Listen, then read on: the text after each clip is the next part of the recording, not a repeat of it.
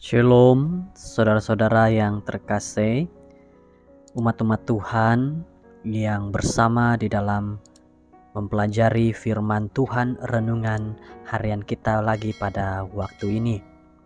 Mari kita sama-sama berdoa. Tuhan Allah Bapa kami di surga, kami berdoa, kami bersyukur dengan pimpinan-Mu, Engkau menyertai dan Engkau melindungi kami, agar kami dapat mengerti firman Tuhan nasihat-Mu dengan baik pada waktu ini.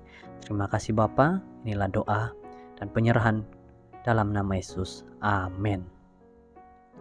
Judul firman Tuhan pada waktu ini, hidup di dunia ini singkat, sedarlah. Pengkhotbah 7 ayat 2, pergi ke rumah duka lebih baik daripada pergi ke rumah pesta, karena di rumah dukalah kesudahan setiap manusia, hendaknya orang yang hidup memperhatikannya. Setiap kita pasti atau menghadiri upacara pemakaman seseorang, entah itu salah satu anggota keluarga kita, rekan, kenalan, ataupun jiran kita.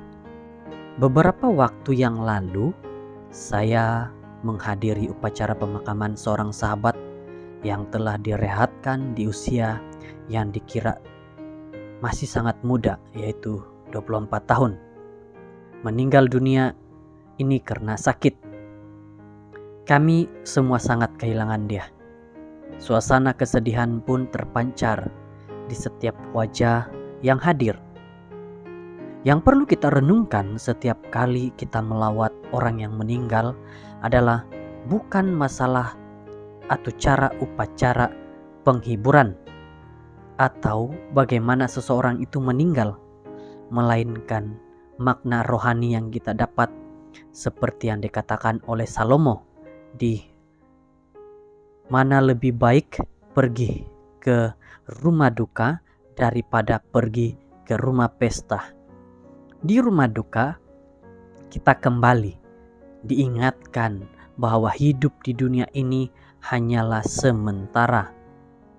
Kematian adalah sesuatu yang pasti dan akan dialami oleh semua orang.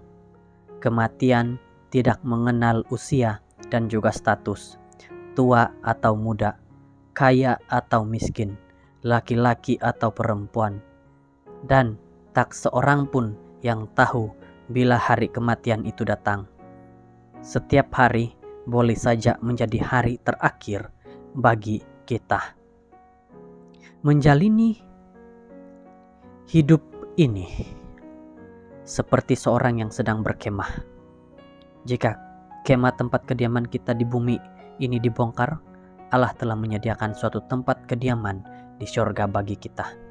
Suatu tempat kediaman yang kekal, yang tidak dibuat oleh tangan manusia. Selama kita di dalam kemah ini, kita mengeluh karena kita rindu mengenakan tempat kediaman surgawi di atas tempat kediaman kita yang sekarang ini. 2 Korintus 5 ayat 1 dan 2. Jadi, kematian bukanlah akhir dari kehidupan manusia. Kematian hanyalah alat Tuhan untuk membawa kita dari dunia fana ini menuju kepada kehidupan yang baru, yaitu di surga yang baka.